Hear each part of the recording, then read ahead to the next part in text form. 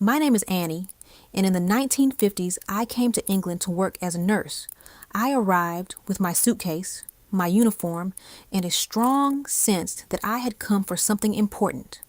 The National Health Service was still new. Hospitals needed nurses, and I was ready to do my part. I still remember my first walk down the hospital corridor. Everything felt different. The building was quieter than I expected. The air smelled of polish and soap, and every step made me feel that I was entering a whole new world.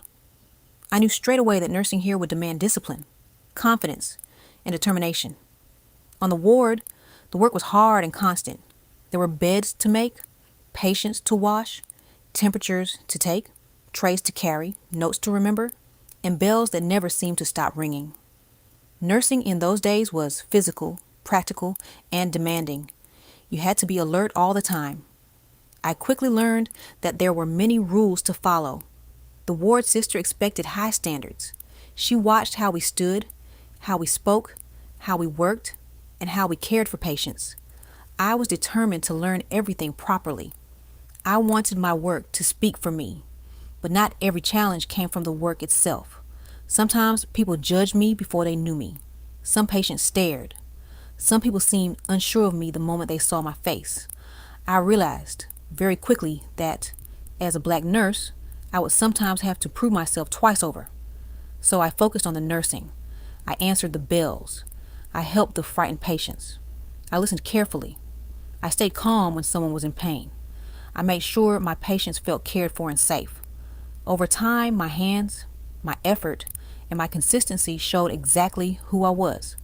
I was grateful for the people who treated me kindly and fairly. Some of the other nurses helped me settle in, showed me the routines, and shared the work with me. That meant a great deal. In a place that could feel strict and unfamiliar, small acts of kindness mattered.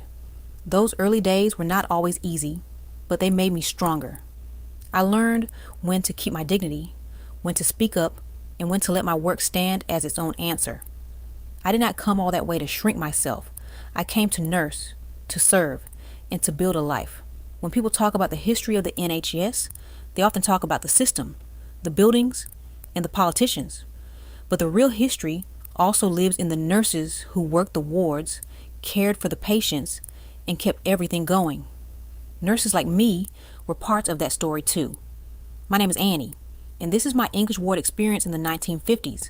It was challenging, demanding, and sometimes painful, but it was also meaningful, and I know that I helped build something that mattered. If you are interested to read more about Annie's challenges, then Partnership Not Prejudice by Catherine Babikian is shown here for your reference.